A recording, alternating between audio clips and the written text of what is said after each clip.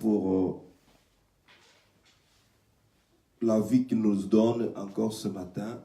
Je bénis le Seigneur pour l'arrivée de mon frère Eddie, qui est aussi aujourd'hui parmi nous, avec sa famille.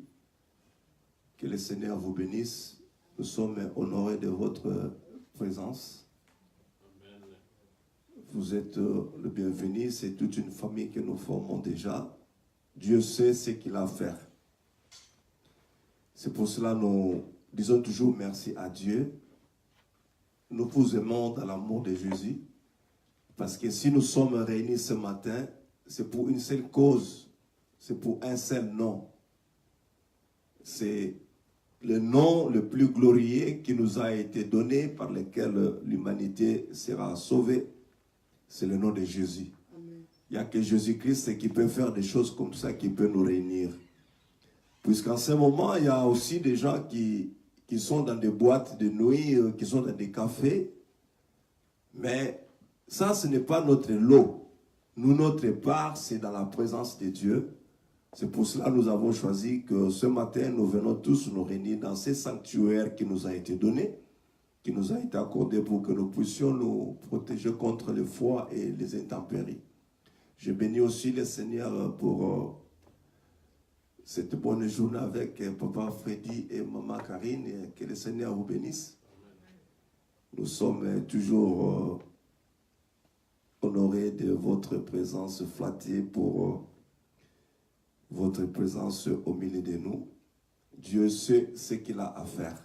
Donc tout ce que nous faisons, c'est pour simplement partager la parole de Dieu,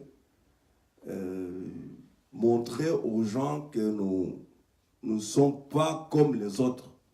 C'est-à-dire que nous sommes un peuple que Dieu a déjà choisi depuis l'éternité, que nous puissions être pour sa seule gloire. Je bénis le Seigneur pour la vie de nos internautes qui nous suivent maintenant. Partout ils sont dans le monde, dans les 4 coins de la planète. Que Dieu puisse encore vous faire du bien. Je voudrais commencer mon message de ce dimanche. Mais avant que je puisse entrer dans le vif du sujet, je voudrais essayer un peu de parler de quelque chose qui fait d'actualité aujourd'hui dans la vie des chrétiens. C'est partout dans le monde. C'est devenu vraiment une information qui est à la première page. Il s'agit tout simplement de la résurrection. Vous allez voir dans les réseaux sociaux. Il y a beaucoup de choses qui se passent, beaucoup de choses qui se disent à propos de l'homme de Dieu. Alpha Lukao qui est en Afrique du Sud. Il y a beaucoup de choses, beaucoup de commentaires, beaucoup. Mais vous savez, il y a certaines choses, parfois, si vous regardez ça avec l'œil physique, c'est toujours compliqué. Mais je crois que dans ce genre de problème, il faut laisser Dieu faire son travail. Parce que vous ne savez pas ce qui est réellement arrivé. Vous savez, Dieu a dit, allez prêcher cette parole à travers le monde. Guérissez les malades. Bénissez, donc guérissez, faites tout ce que vous pouvez faire pour les gens qui sont malades. Vous allez faire marcher des boiteux. Les aveugles verront à cause de mon nom. Et ce sont les miracles que nous cherchons. Ce sont les miracles que... Parfois, il y a certains enfants de Dieu qui fuient des églises parce que l'église, là, il n'y a pas de miracle. Mais lorsque les miracles arrivent, les gens commencent à se retirer. Mais ce que maintenant, on ne comprend pas effectivement quelle est la position des chrétiens aujourd'hui. Il y a beaucoup d'enfants de Dieu qui m'ont téléphoné, avec qui on a partagé aussi cette situation. Mais je crois qu'en tant qu'un homme de Dieu averti, j'ai toujours dit aux enfants de Dieu d'être prudents. Parce que cette information risque aussi de refroidir votre foi. Parce que lorsque tu verras que non, ce qui est arrivé en Afrique du Sud, ce n'est pas la vérité. Parce que maintenant, comment lui, il pouvait être en mesure de ressusciter les morts. Quelqu'un même dit ça. Comment lui doit être en mesure de ressusciter les morts? Si Jésus lui-même, il a dit que je vous donne ce pouvoir de prier pour les malades. Et les malades seront guéris. Les aveugles vont voir parce que vous avez prié pour eux. Et les morts ressusciteront. Ça, c'est la parole de Dieu. Mais lorsque l'homme ressuscite, ça crée maintenant des polémiques. À travers les réseaux sociaux. On reçoit des images. Regardez ce qu'il a fait. Regardez ce qui se passe de l'autre côté. Mais enfants de Dieu, nous devons être prudents. Parce que si on n'est pas prudent, ces choses ici risquent de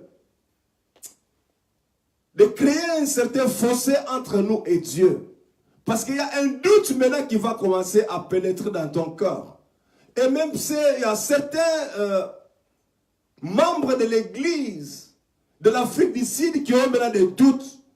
Mais comment? Mais lorsqu'il fait des miracles, quelqu'un arrive en chaise roulante. On prie pour lui. Il commence à marcher. Vous glorifiez Dieu. Maintenant, aujourd'hui, il y a quelqu'un qui est ressuscité, mais c'est impossible qu'il ressuscite. Alors, les enfants de Dieu, je voudrais simplement dire ceci. Laissez Dieu faire son travail. Si ces choses-là viennent de Dieu, parce que le danger, c'est quoi? Si c'était vraiment la volonté de Dieu, à ce moment que vous vous opposez à ce miracle, vous êtes en train de blasphémer le Saint-Esprit de Dieu. C'est-à-dire que vous êtes en train de dire que Dieu était capable. Oh, que Dieu est capable. Dieu, si vous confessez cette parole que Dieu est capable, pourquoi vous devez maintenant douter de la résurrection de ce monsieur-là en Afrique du Sud? Si c'est Dieu lui-même qui était à la hauteur de cette situation, moi je crois que l'enfant de Dieu, il faut que tu puisses entrer en prière. Avant de commencer à parloter, à dire n'importe quoi, entre en prière, demande vraiment à Dieu. Dieu parle, Dieu va te répondre. Demande, pose-lui la question. Vraiment, ce qui se passe, Seigneur, en Afrique du Sud, est-ce ta volonté? Et c'est toi qui as fait cela. Dieu ne voudra jamais que son nom puisse être bafoué. Si c'était le doute maintenant où ce n'est pas Dieu qui a agi, là ce n'est pas ton problème maintenant. C'est Alpha Lucas ou maintenant qui aura un problème avec Dieu. Les miracles, nous les cherchons. Mais les miracles sont là. Oh, mais non. Ce n'est pas ça. C'était aussi arrivé pendant le temps que Jésus faisait encore des miracles sur cette terre des hommes. Jésus a guéri. Jésus a fait voir les aveugles. Les aveugles ont vu. Ont recouvert la vie. Et on demande parfois aux aveugles, mais qu'est-ce qui s'est passé? Comment ce monsieur est arrivé? Et c'est vraiment toi qu'on a vu depuis la naissance qui ne voyait pas et aujourd'hui vous êtes en train de voir. Comment cela s'est passé? Mais le jeune homme a répondu, peu importe la méthode que Jésus a utilisée. Mais le plus important pour moi, je ne voyais pas, maintenant je suis en train de voir. Ça c'était vraiment l'importance pour lui. Donc, le miracle, ils sont toujours là. Les miracles seront toujours là, bien aimé, parce que Jésus est vivant. Il faudrait maintenant comprendre, savoir discerner. Est-ce que c'est vraiment le miracle de Dieu? Demandez à Dieu, il va vous donner des réponses. Au lieu de commencer à dire n'importe quoi dans les réseaux sociaux à travers de l'homme de Dieu. Seul Dieu qui connaît la vérité. Alors que ces choses-là, bien aimés, ne puissent pas déranger votre foi, ne puissent pas vous décourager, mais essayez de comprendre vraiment dans la profondeur quelle est vraiment la volonté de Dieu et c'est Dieu lui-même qui était ce jour-là à l'œuvre ou pas. Dès que vous aurez la réponse, vous allez voir que vous aurez une paix vraiment dans votre esprit. Vous n'allez plus vous déranger. Amen. Au lieu de pouvoir parler n'importe quoi, parce qu'on trouve tout, vraiment, c'est vraiment l'actualité. Même les journaux de l'Occident, ils en parlent. Ils traitent d'Alpha Lucas ou de tous les mots. Et Jésus aussi avait subi les mêmes problèmes. On a traité Jésus de sorcier, Belzébul, le démon, tous les noms. Pourquoi? Parce qu'il a fait des miracles. On ne sait jamais. Demandez à Dieu que cela ne soit pas vraiment quelque chose pour vous créer un doute dans votre foi. Parce que si votre foi est affectée, c'est-à-dire que votre vie chrétienne aussi est affectée, vous devenez en rien. Parce que ce qui nous donne la force, nous, c'est la foi. C'est ce qui nous donne la force à nous attacher de Dieu. Sans la foi, il n'y a même pas moyen de pouvoir écouter la parole parce qu'il n'y a pas la foi. Alors, bien aimés, faites attention, surtout les internautes. Il faut avoir vraiment cette patience de demander à Dieu qu'il vous éclaire devant cette situation au lieu de dire n'importe quoi dans les réseaux sociaux. Bon, aujourd'hui dimanche, je voudrais encore essayer un peu de frôler sur le message que j'avais commencé le dimanche passé. J'avais commencé un message sur la lumière et les ténèbres. C'est-à-dire que la lumière et les ténèbres sont deux choses qui sont incompatibles. Donc l'incompatibilité, c'est ce qui ne s'accorde pas. L'incompatibilité, c'est ce qui ne marche pas ensemble. Donc entre la lumière et les ténèbres, ils ne peuvent pas faire un mariage. Ils ne peuvent pas aller ensemble. Pourquoi? Parce qu'il y aura vraiment une confusion.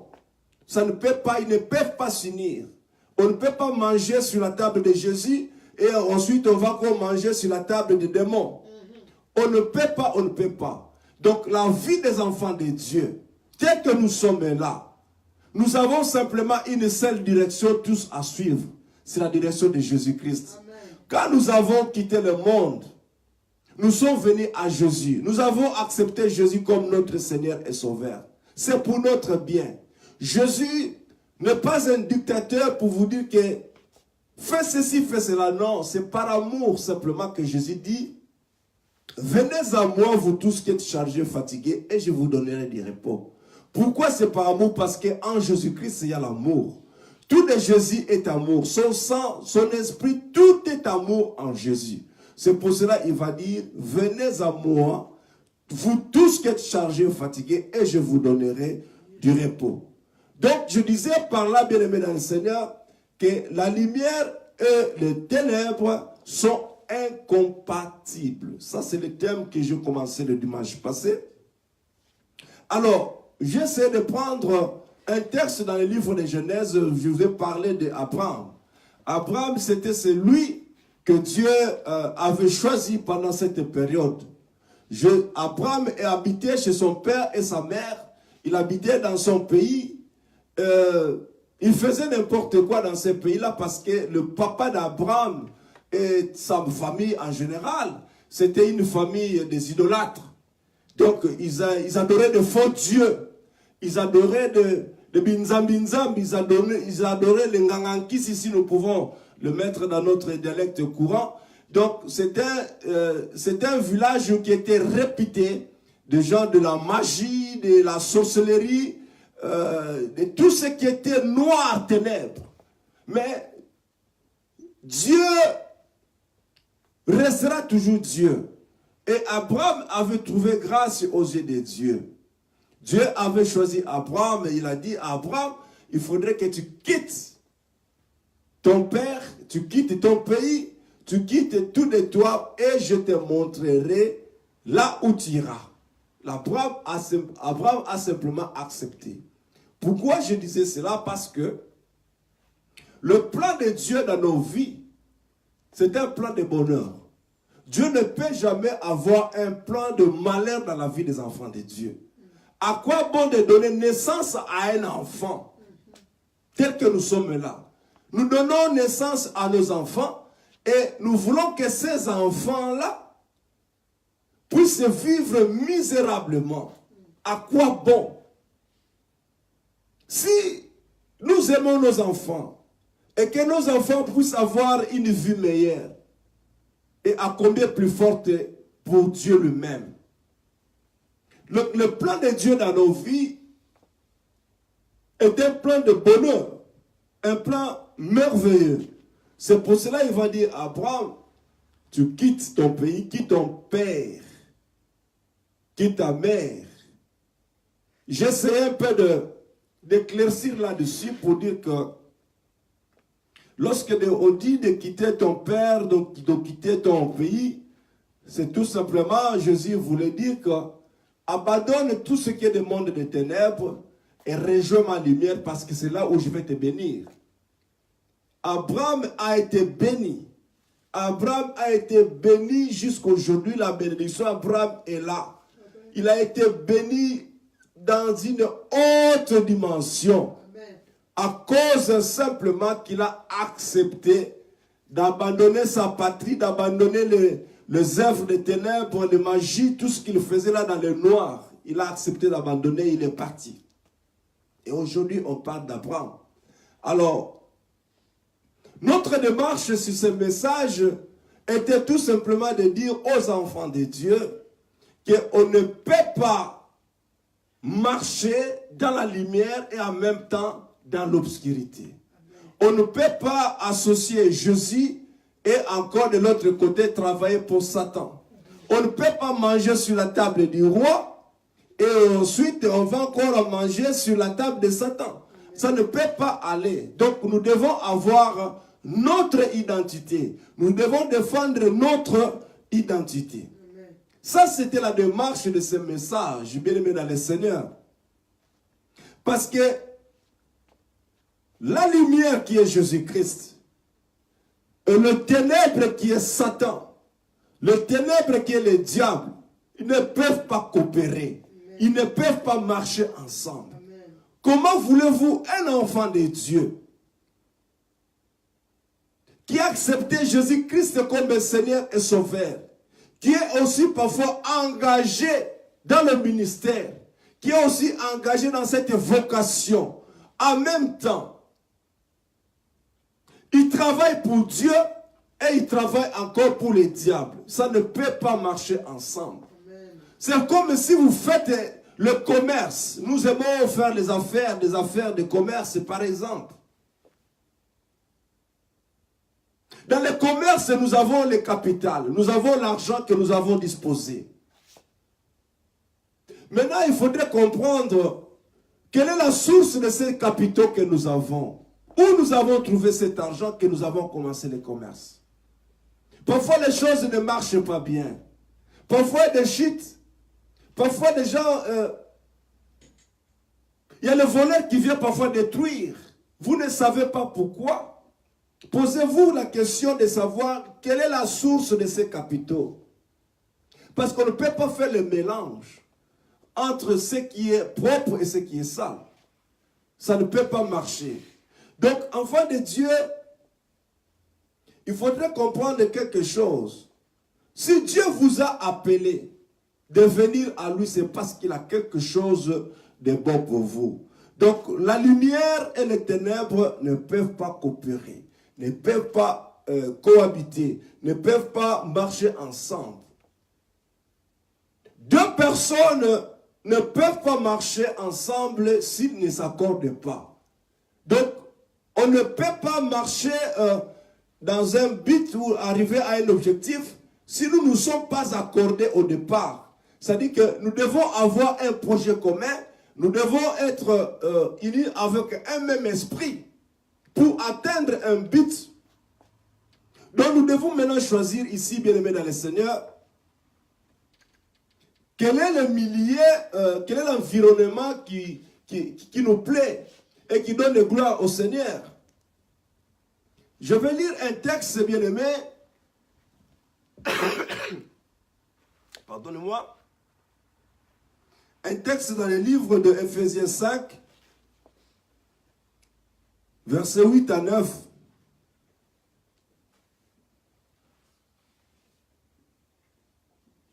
Ephésiens, chapitre 5, versets 8 à 9. Dans la version que j'exploite en ce moment, qui est la version de Louis II, la Bible dit ceci. Autrefois, vous étiez ténèbres. Maintenant, vous êtes lumière dans le Seigneur. Marchez comme des enfants de la lumière. Car le fruit de la lumière consiste en toutes sortes de bonté, de justice et de vérité. Autrefois, vous étiez ténèbres. Tout le monde, bien aimé dans le Seigneur, nous sommes sortis de là. Nous sommes sortis de quelque part. Nous sommes sortis tous d'un coin. Nous avons fait des choses parfois qui n'ont pas donné gloire au Seigneur. Nous ne sommes pas spéciaux. Personne ne va prétendre dire que non. Moi, je suis sorti du ciel. Directement, je commence à vivre la vie de Dieu. Non. Si c'était le cas, Jésus ne serait pas venu. Parce que Jésus était venu pour récupérer les brebis d'Israël perdues. Les enfants de Dieu qui étaient dans la vie de péché, les enfants de Dieu qui étaient liés, les enfants de Dieu qui étaient... dont le diable marchait sur eux. C'est pour cela que Jésus est arrivé. Jésus est arrivé pour que le pécheur puisse se repentir. Et revenir à lui, ça c'était la mission de Dieu. Si nous étions tous des saints, si nous étions tous en péché, Jésus ne serait pas venu. Amen. Il est venu parce que nous sommes des pécheurs, nous étions des pécheurs. C'est pour cela que le livre dit ceci. Autrefois, vous étiez ténèbres. Autrefois, vous étiez dans le péché. Autrefois, vous étiez dans les mensonges, dans la manipulation. Autrefois, vous vivez la vie de péché, vous faisiez n'importe quoi. Et maintenant, vous êtes lumière dans le Seigneur. La lumière est venue quand? C'est lorsque vous avez écouté la voix de Dieu. Abraham était dans les ténèbres. Mais lorsqu'il a écouté la voix de Dieu, il est venu dans la lumière. C'est là qu'il a trouvé que non, marcher avec Dieu avait vraiment des profits. Marcher avec Dieu, je peux voir tout. Lorsque vous êtes dans les ténèbres, vous ne pouvez rien voir. Parce que ce qui est noir reste noir. Nous sommes tous des pécheurs. Nous avons tous été là.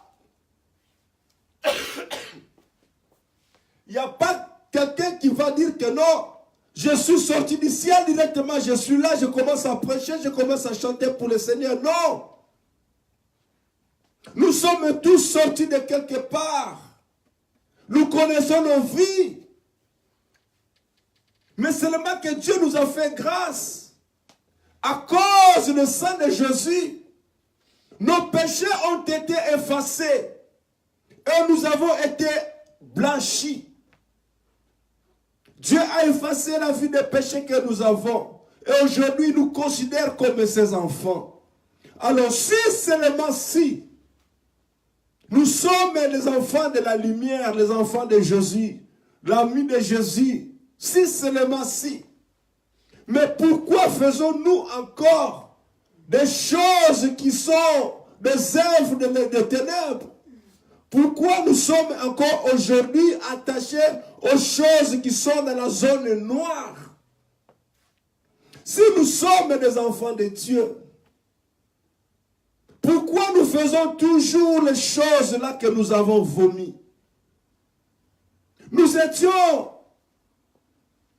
des grands trompeurs. Nous étions des voleurs, des manipulateurs. Nous sommes venus à Jésus. Mais pourquoi ces choses demeurent encore en nous? Est-ce qu'en ce moment sommes-nous encore les enfants de la lumière? Non, non, non, non, non, bien-aimés dans le Seigneur. Parce que la lumière et les ténèbres ne peuvent pas marcher ensemble. Ou vous êtes de Dieu, ou vous êtes de Bélial. Ou vous êtes de Dieu qui marche dans la justice, ou vous êtes des diables de Satan. Parce que vous vivez dans le mensonge, dans la manipulation, dans les œuvres de ténèbres, qui est devenu votre héritage. Nous sommes des enfants de Dieu. C'est-à-dire que nous devons appliquer les œuvres de la lumière. Les œuvres qui donnent gloire à Dieu. C'est pour cela que Dieu dit, mais autrefois, vous étiez ténèbres. Vous étiez dans la vie des péchés.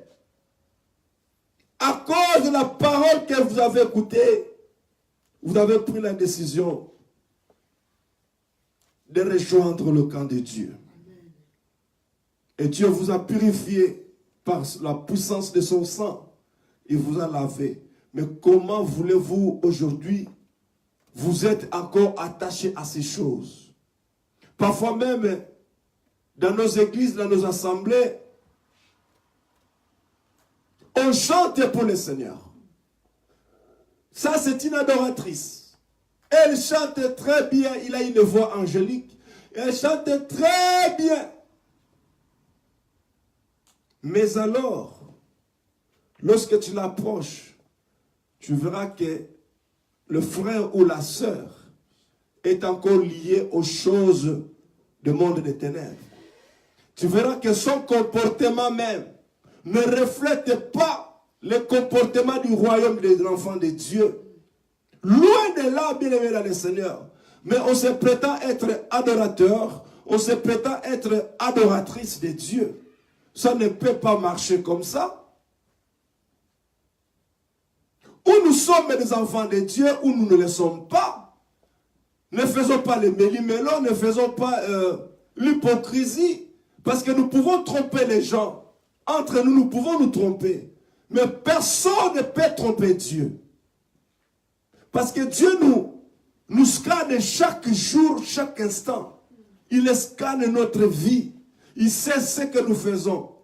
Nous pouvons nous cacher devant les hommes.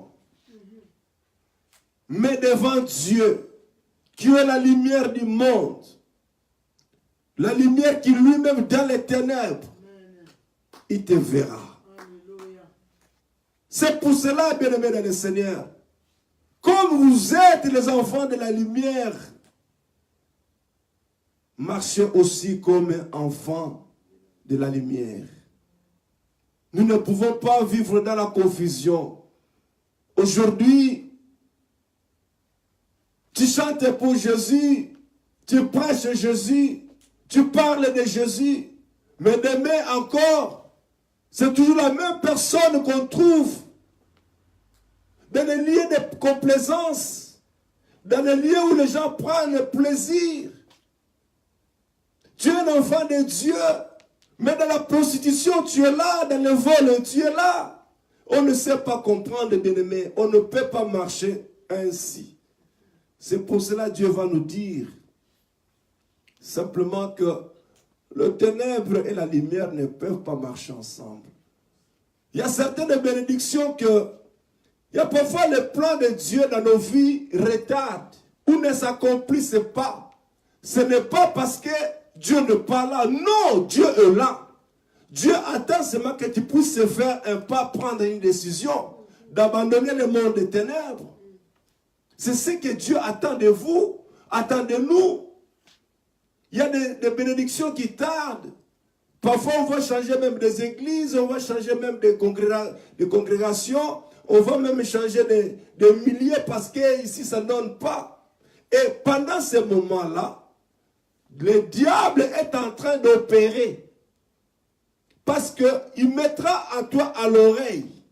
Il te dira que, mais vous savez, si vous partez dans cette église-là, comme ils ont écrit, venez, il y a des tic au tac, tu vas partir là-bas.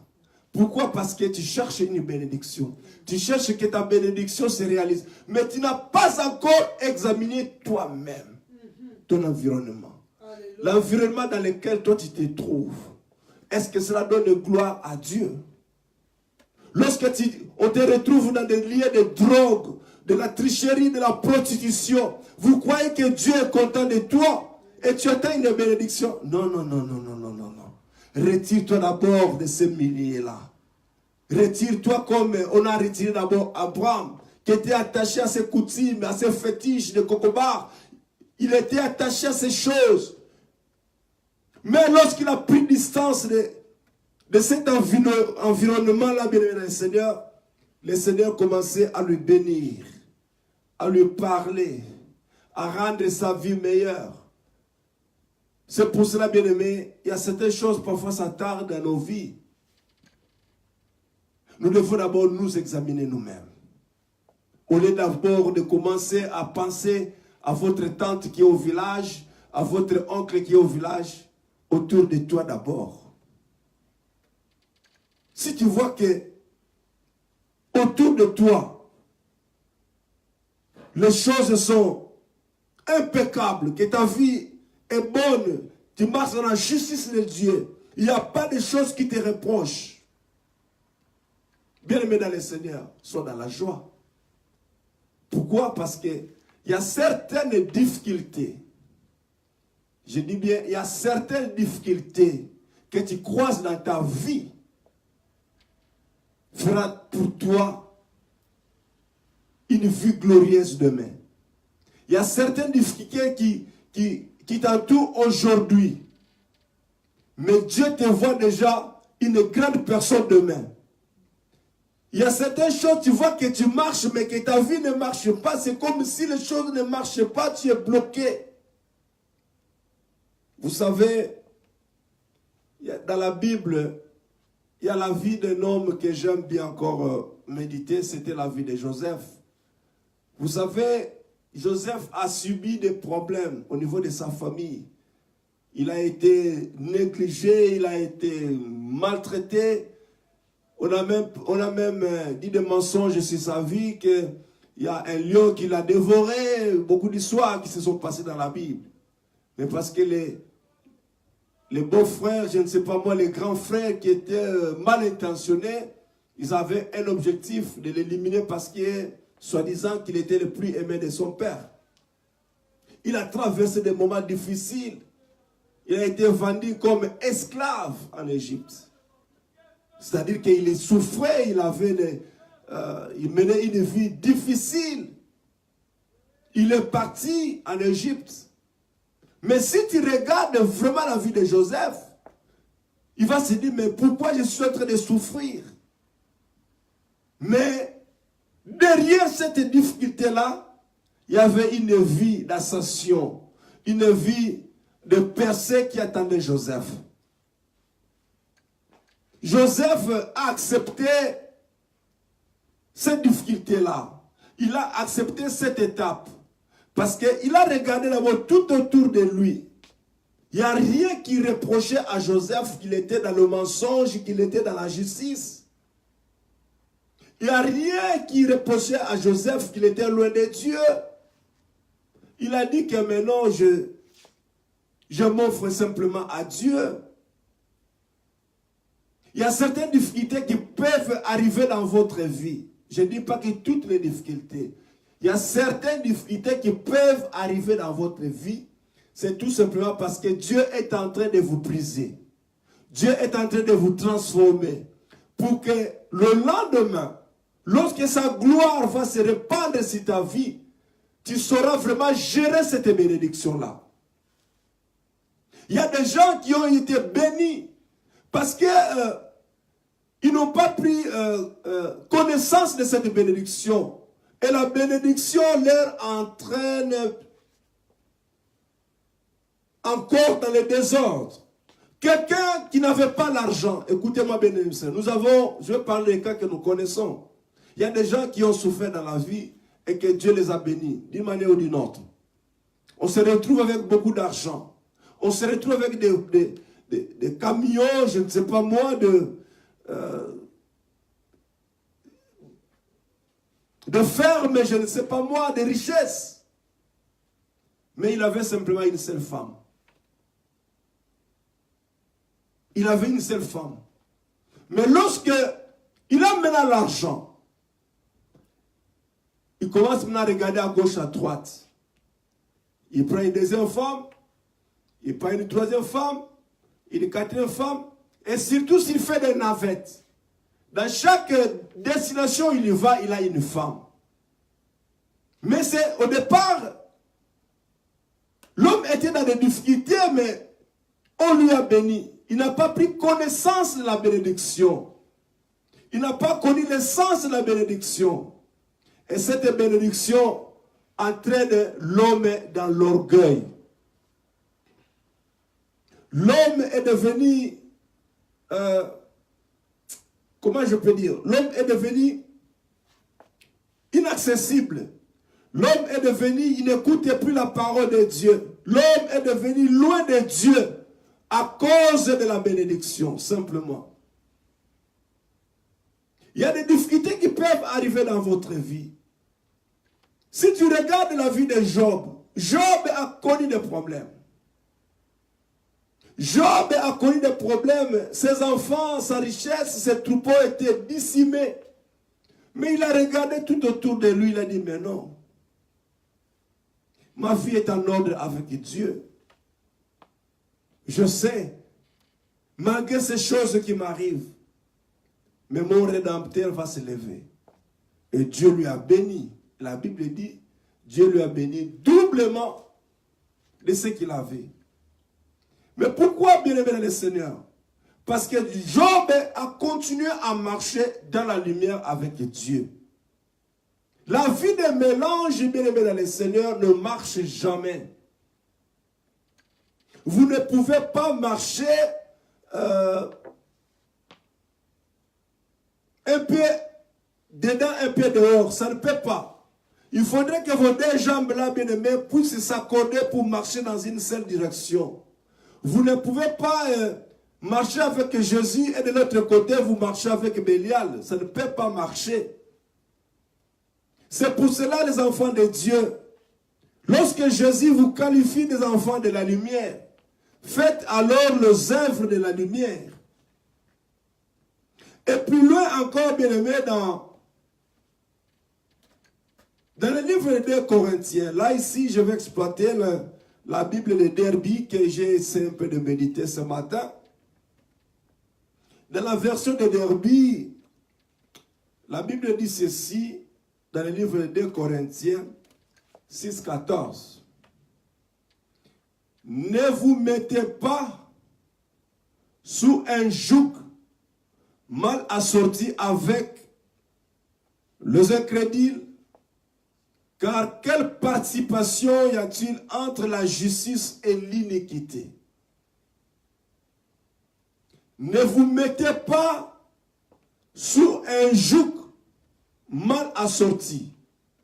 Je vais expliquer quelque chose ici. Parce que nous sommes en train de parler de la lumière et les ténèbres ne peuvent pas marcher ensemble. Vous ne pouvez pas voir dans un même chemin quelqu'un qui est dans la lumière et quelqu'un qui est dans les ténèbres discuter de quelque chose de commun. Il y a toujours une divergence. Parce que celui qui est dans la lumière, il voit clair.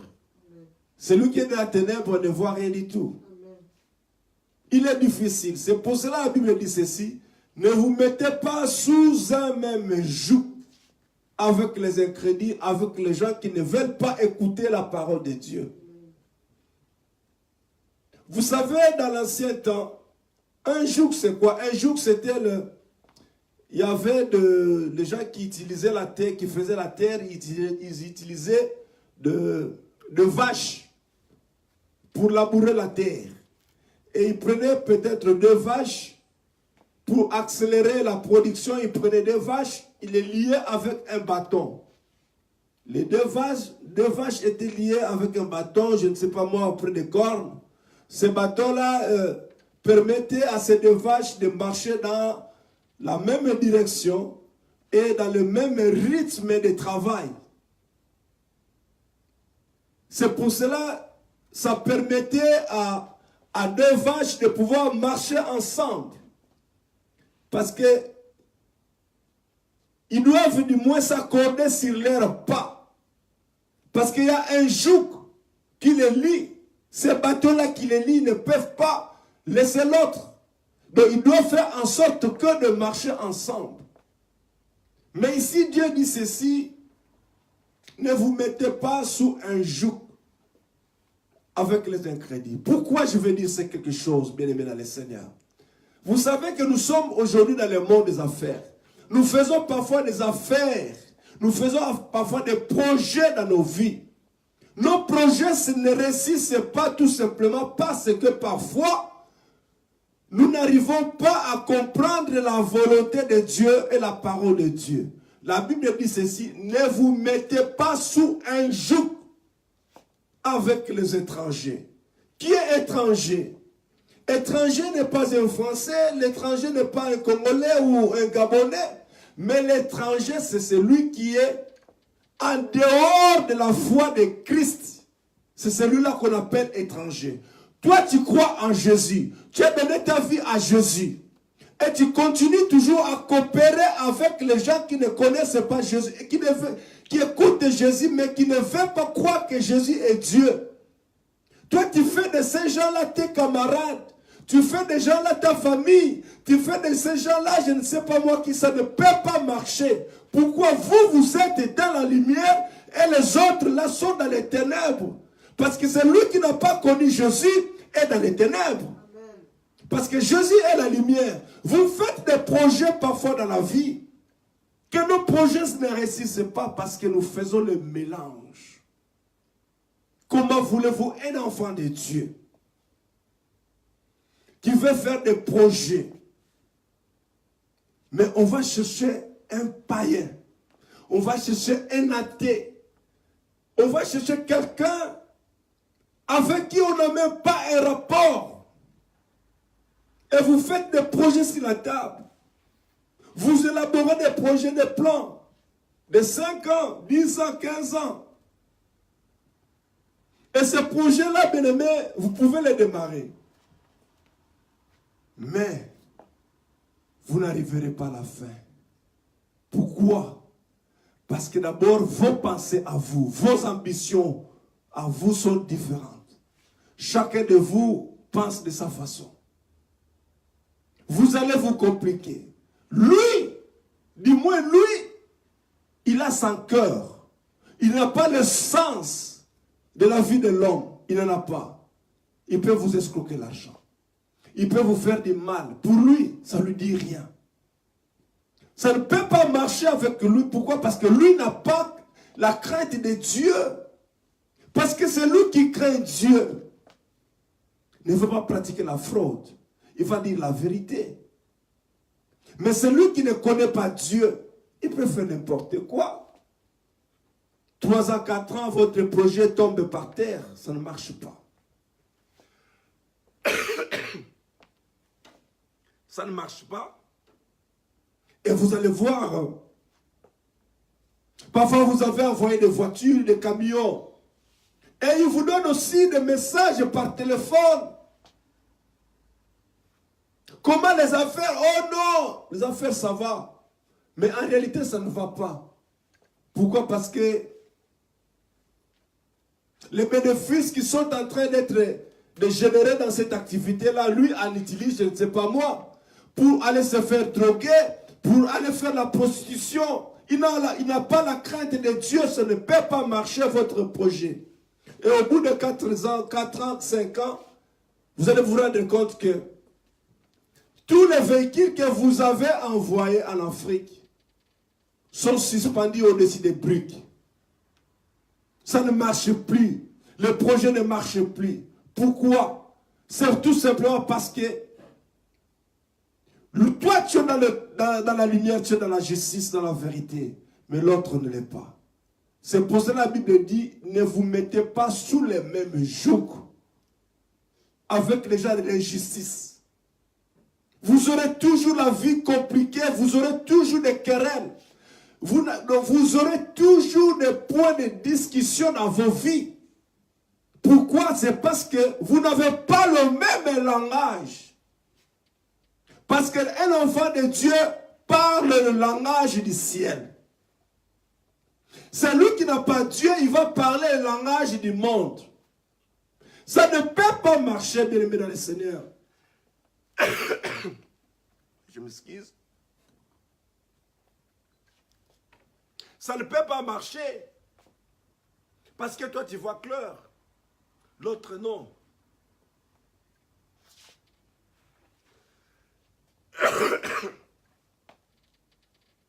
Ça ne peut pas marcher. Vos projets ne vont pas prospérer. Parce qu'il y a le mélange. Il y a les ténèbres et il y a la lumière. Ça ne peut pas. Vous aurez des ennuis. Vous aurez des ennuis. Et vous allez voir que, à cause de ce mélange, vos projets n'atteindront pas un but. Ne vous mettez pas sous un même joug avec les étrangers.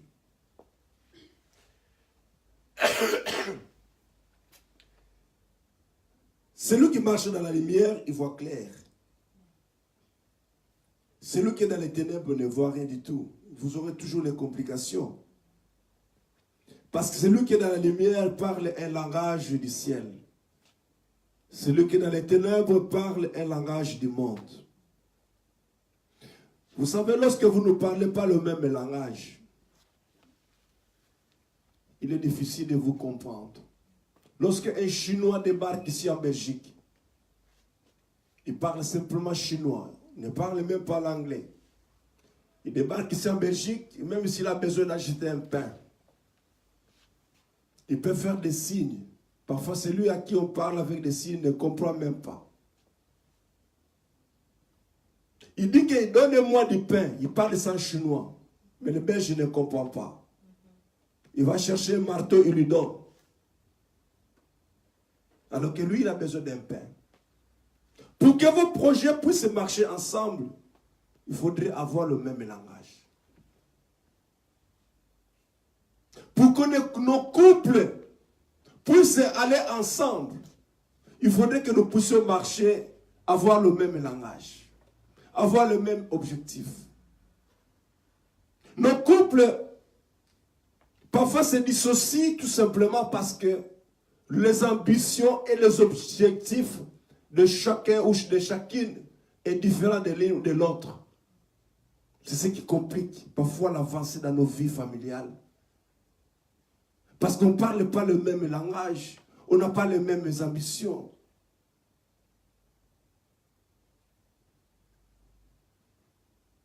L'autre dit A, l'autre voit B. Mais il est impossible. Il faudrait qu'il y ait la compatibilité. Ici, on trouve A, de l'autre côté, on aussi trouve A, non? Mais lorsque là c'est B, l'autre là c'est A, ça ne peut pas. L'autre là, il dit, mais c'est les chiens. Non, moi, je n'ai pas vu les chiens. Non, ce n'est pas les chiens. Moi, c'est les rats que j'ai vus, c'est les chats. Et puis, la discussion commence dans la maison. Il faudrait que vous puissiez voir les mêmes choses, les mêmes objectifs. Ensuite, ça va vous permettre d'avancer. Ça ne peut pas faire le mélange. Vous devez avoir cette compatibilité-là dans les objectifs, dans nos projets, dans notre conduite. Mais lorsqu'il y a l'incompatibilité, là, les choses ne marchent plus. Vous savez, lorsque ces vaches-là, ils travaillaient dans les champs. Vous savez, Jésus, quand il parle de ces choses, il regarde le monde. Jésus, il ne va pas chercher des choses extraordinaires pour expliquer aux gens. Ce sont les choses que les gens voient. Parce que les gens voient des fleurs, ils voient des semences, ils voient, je ne sais pas moi, des poissons, ils voient des vaches qui labourent les champs. Il prend l'exemple, il leur dit, voici ces deux vaches-là. Ils sont attachés avec un joug. Ça dit qu'ils marchent ensemble. des jougs. Ils marchent ensemble, le même pas, pour travailler la terre. Pourquoi? C'est parce qu'ils s'accordent. Ils sont liés à quelque chose.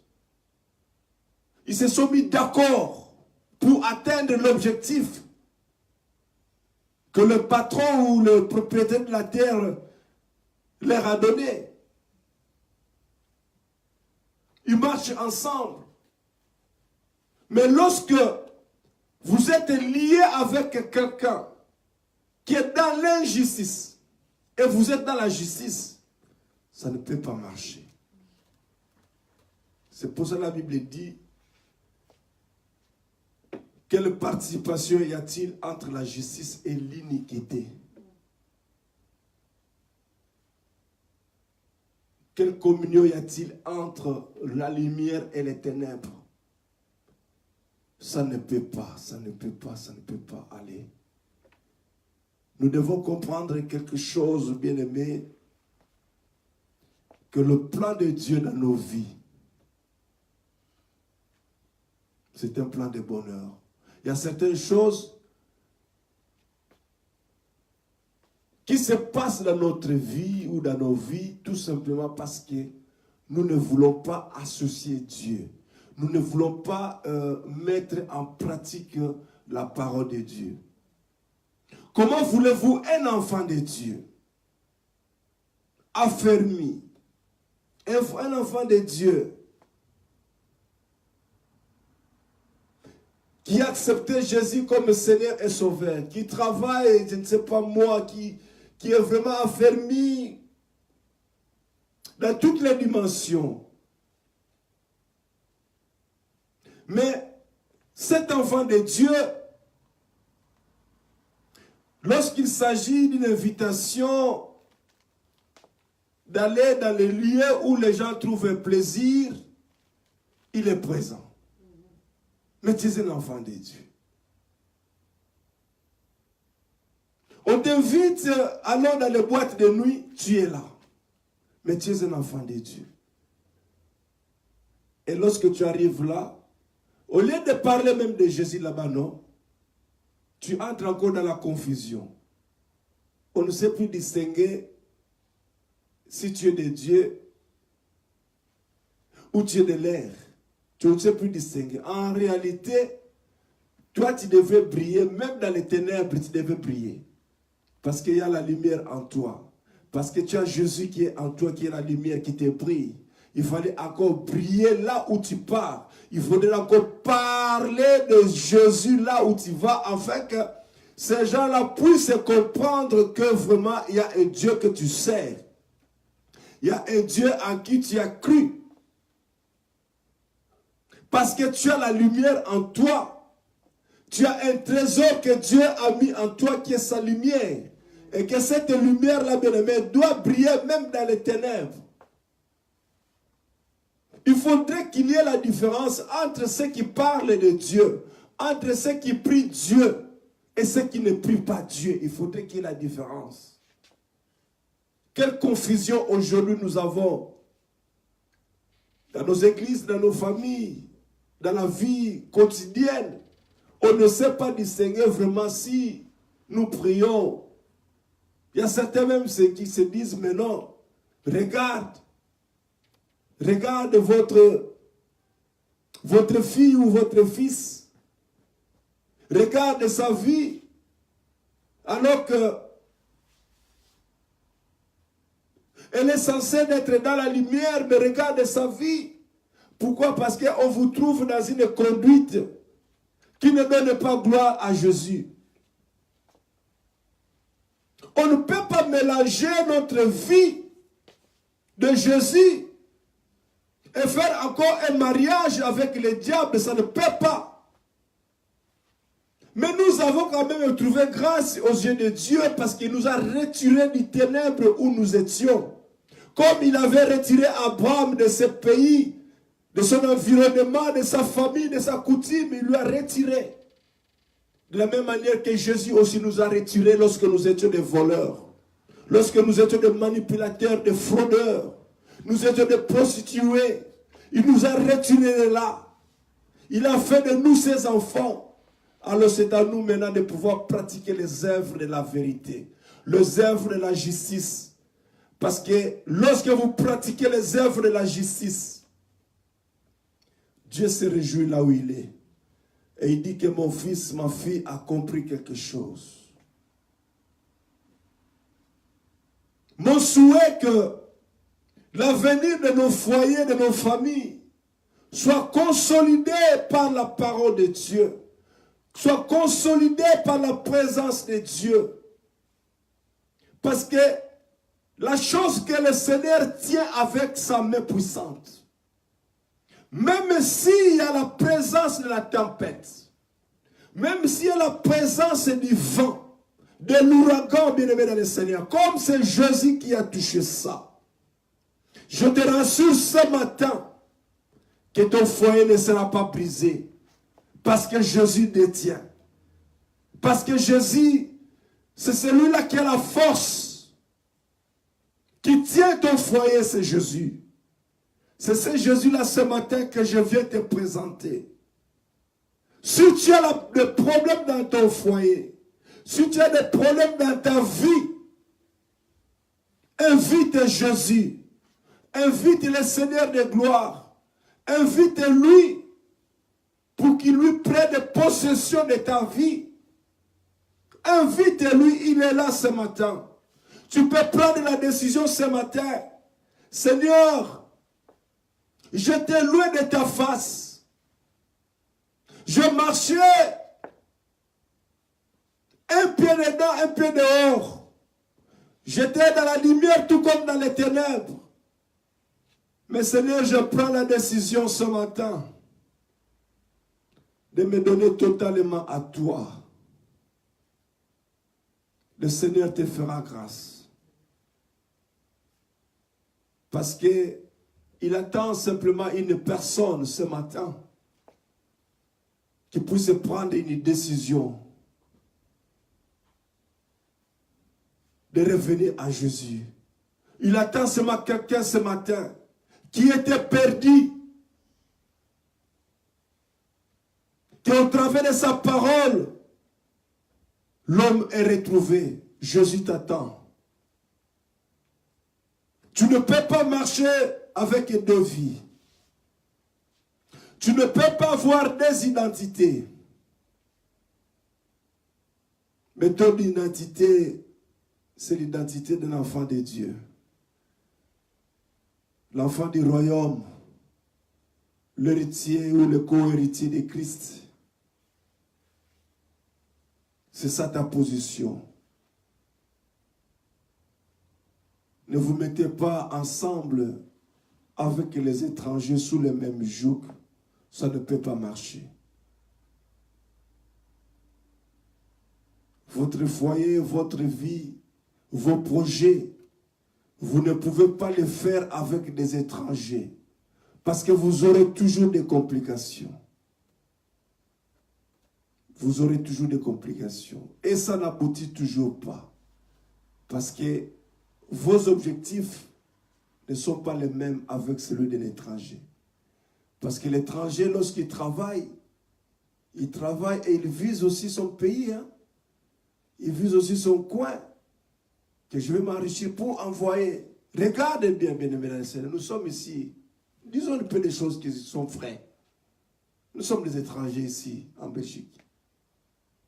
Nous sommes des étrangers. Malgré nous y sommes, nous travaillons. Mais où est notre esprit? Donc, c'est-à-dire qu'aujourd'hui, simplement, qu'il nous pardonne, Seigneur, je suis un peu arrimé. J'ai béni le Seigneur parce que je ne savais même pas que je pouvais prêcher. J'ai mal dormi toute la nuit et j'ai dormi sur ma peau. J'ai même dérangé beaucoup ma femme la nuit, mais bon, c'est son travail, ce n'est pas à moi aussi. Nous sommes des étrangers parce que l'étranger, lorsqu'il travaille, il voit d'abord son pays. Regardons présent, bien-aimé dans le Seigneur, les Chinois qui envahissent notre pays au Congo. Il y a beaucoup de Chinois Il faut en sorte de parler lingala. Un Chinois qui, bien aimé, il y a 20 ans passés, tu ne trouvais pas un Chinois parler lingala. 20 ans passés. Nous étions au Congo. Chinois. Ah. Et à ce moment-là, on nous trompait même que ce sont eux qui étaient les maîtres. Quand tu vois un Chinois, c'est qu'il est un karatéka. Lorsque tu vois un Chinois, on dirait qu'il est fort. Mais ce n'est pas ça la réalité. Lorsque tu vois un Chinois en ville, tu t'éloignes de lui parce que lui, il a les arts martiaux. Mais en réalité, ce n'est pas vrai. Il y a aussi des Chinois qui sont fainéants. Les Chinois parlent aujourd'hui des Ngala. Ils parlent aujourd'hui la langue de notre pays. Les Chiluba, les Swahili, les Chinois. Mais parfois plus que nous-mêmes. Pourquoi? C'est parce qu'il veut travailler. Il ne travaille pas pour le Congo. Mais il travaille pour enrichir les pays d'origine. Il va s'accaparer des richesses. Il va s'accaparer des camions. Il s'accapare même de nos femmes.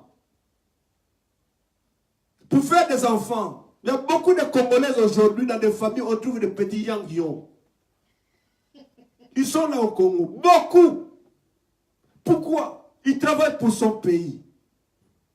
C'est un étranger. C'est pour cela que Dieu dit dans sa parole ici, ne vous mettez pas sous le même joug avec l'étranger. Parce que l'étranger, il a ses ambitions à lui. Toi, en tant qu'enfant de Dieu, tu sais que non, mon projet, notre projet, vraiment, vous savez, nous devons faire de bonnes choses. Toi, tu penses à ces choses. Mais l'étranger, il dit, oui, j'écoute. Mais lorsqu'on va réaliser, je vais d'abord arranger ma famille. C'est ça aussi qui se passe dans la vie courante dans la vie courante pour les enfants de Dieu qui font parfois des projets. Avec qui vous faites des projets? Qui associez-vous à vos projets?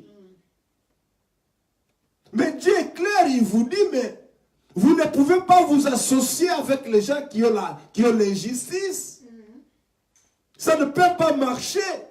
Et demain, les choses ne marchent pas. Oh non, il m'a fait ceci, il m'a fait cela. Pourquoi? C'est parce que simplement tu n'as pas écouté ce que Dieu avait dit. Que ça ne peut pas marcher. Parce que l'étranger raisonne. Il prend la richesse. Toi, tu envoies 2 camions, 3. Lui, il travaille. Lui, il achète parfois une autre voiture dans son compte. Avec l'argent que vous avez travaillé. Mais toi, tu ne sais pas. Lui, il a déjà 4 camions à côté. Mais toi, les 3 camions que vous avez envoyés il y a 10 ans, c'est le même camion qu'on va au garage, on va à la maintenance. Mais lui, il a déjà 3 pour son compte à lui. Mais toi, tu ne sais pas. Mais si quelqu'un avec qui vous parlez le même langage, le langage du ciel, bien aimé dans le Seigneur, il y a aussi des gens qui sont honnêtes. Hein? Il y a aussi des gens qui sont honnêtes dans la vie. Ne vous trompez pas, bien-aimés dans le Seigneur, pour mettre tous les hommes dans le même sac, pour dire que non, tous les Congolais sont toujours les mêmes.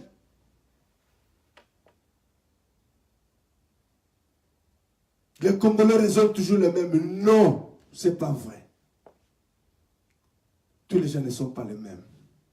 Il y a aussi des gens qui sont sérieux. Lorsqu'il te dit que j'ai 3 héros, il te dit aussi qu'il y a 3 héros. Amen. Je ne dis pas que tout le monde, mais il y en a quand même. Alors pour trouver maintenant les gens avec qui vous devez faire des affaires, il faut tout d'abord demander à Dieu. Demandez d'abord à Dieu qui vous montre la personne avec qui vous devez faire des projets. Pour qu'un jour, vous ne puissiez pas pleurer.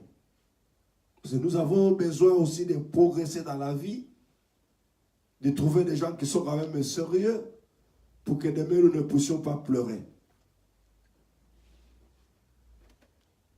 Voilà, bien-aimés dans le Seigneur, ce que je voulais dire. Je vais quand même terminer, c'est lire ces versets, pour que vous puissiez comprendre quelle était la pensée de Dieu. La parole de Dieu dit ceci, Ne vous mettez pas sous un joug mal assorti avec l'incrédule, car quelle participation y a-t-il entre la justice et l'iniquité? Ou quelle communion il y a entre la lumière et les ténèbres? Quel accord il y a Christ avec Bélial? Ou quelle part a les croyants avec l'incrédule? Et quelle convenance y a-t-il entre les temples de Dieu et les temples des idoles? Car vous êtes les temples de Dieu vivant. Vous êtes les temples de Dieu vivant. C'est-à-dire que votre corps, votre cœur,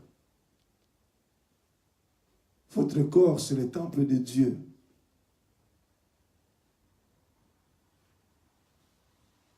Selon ce que Dieu dit, j'habiterai au milieu d'eux et j'y marcherai et je serai leur Dieu et ils seront mon peuple.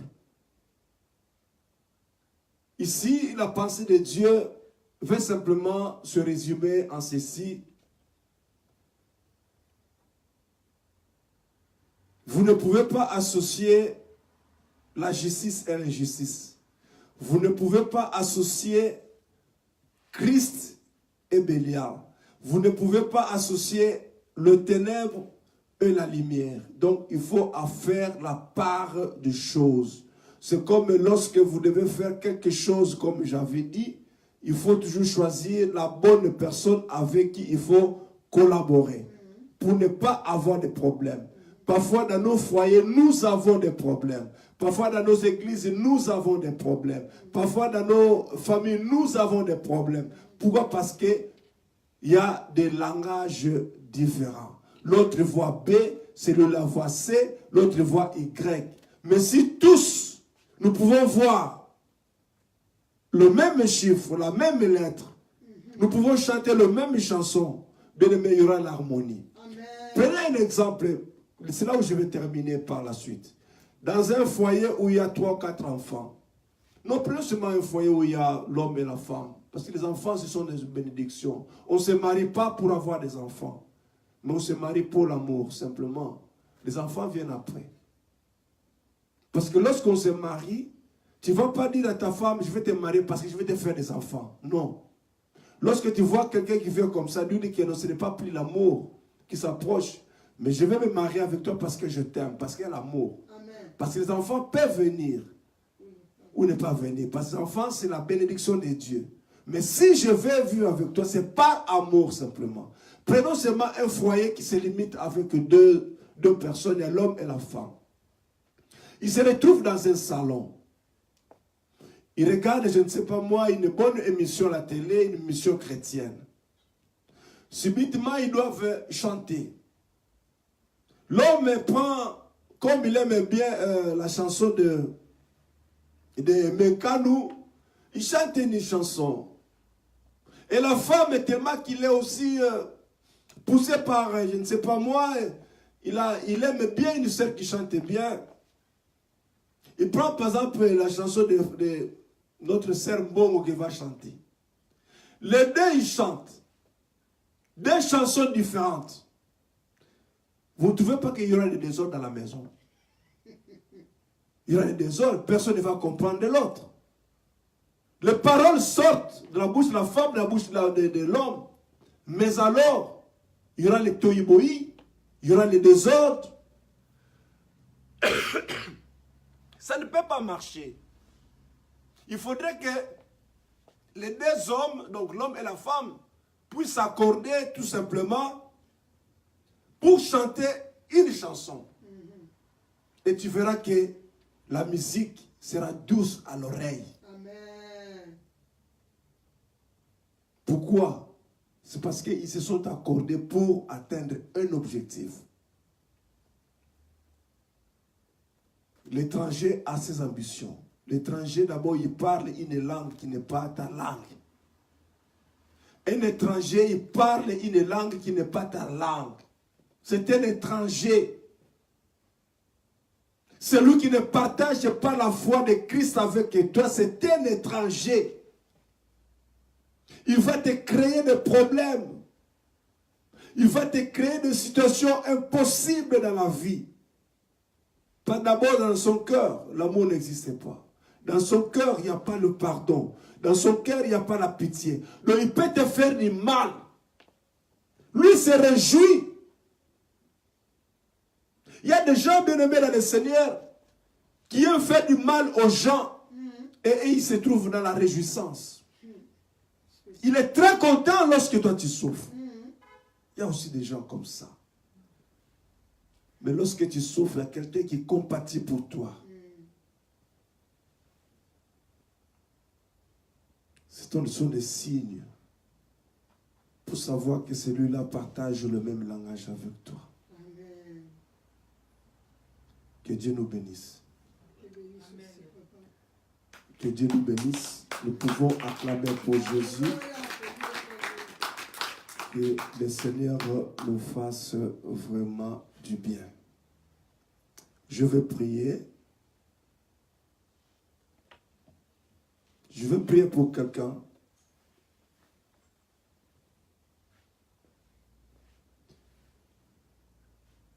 Il y a quelqu'un qui est courbé.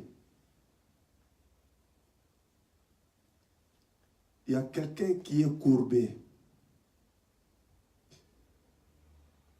Alors,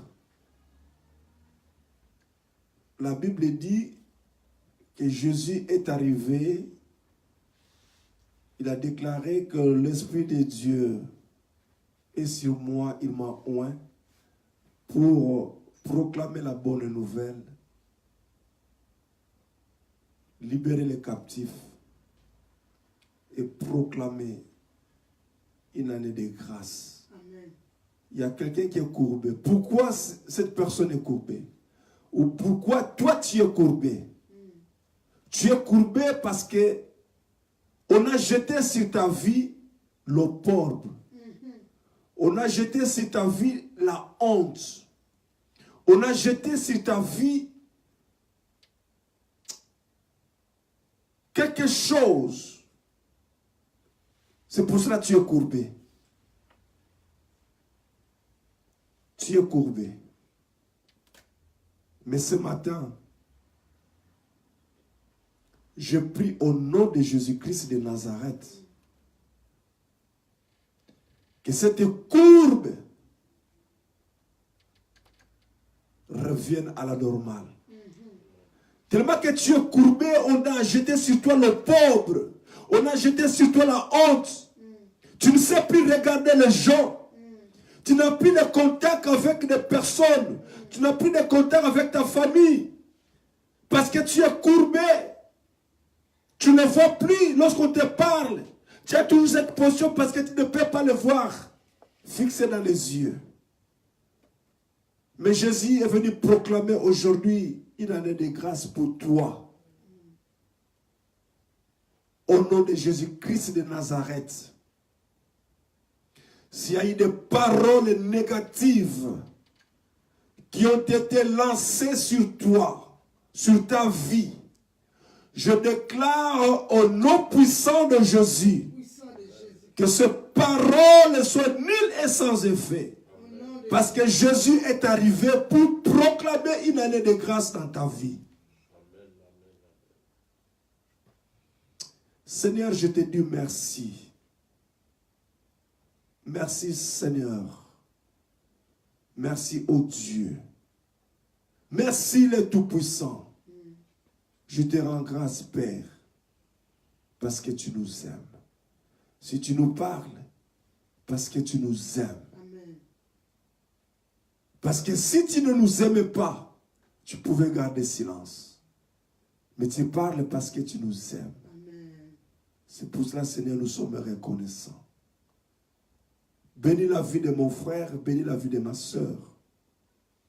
À cause de cette parole, que la vie de mon frère et de ma sœur trouve un percé, trouve une restauration, et que toute la gloire te revienne parce que tu es Dieu. Au nom de Jésus-Christ. Amen. Amen. Amen. Amen. Shalom, bien-aimé. Shalom les enfants de Dieu, merci beaucoup pour votre présence. Merci les internautes, vous qui nous avez suivis dans les réseaux sociaux, que Dieu vous bénisse. Et ceux qui ont suivi les messages en live, que le Seigneur vous bénisse. C'est aussi qui vont les suivre en différé, que vous puissiez aussi trouver votre part de la part du Seigneur. Que Dieu nous bénisse, que Dieu nous fasse du bien. Shalom, shalom, shalom, peuple de Dieu. Shalom, là où vous êtes, que la paix de Dieu soit vraiment votre partage et que la suite des temps soit gérée par lui-même, qui est le maître de la moisson, le maître des temps et des circonstances. Je bénis le Seigneur pour vos vies, je bénis le Seigneur pour vos entreprises, je bénis le Seigneur pour vos études, pour votre travail, pour votre vie professionnelle. Je bénis le Seigneur pour votre vie de couple, que Jésus-Christ lui-même soit celui qui soit le pilier, qui puisse soutenir votre vie. Au nom de Jésus-Christ, shalom, shalom, shalom.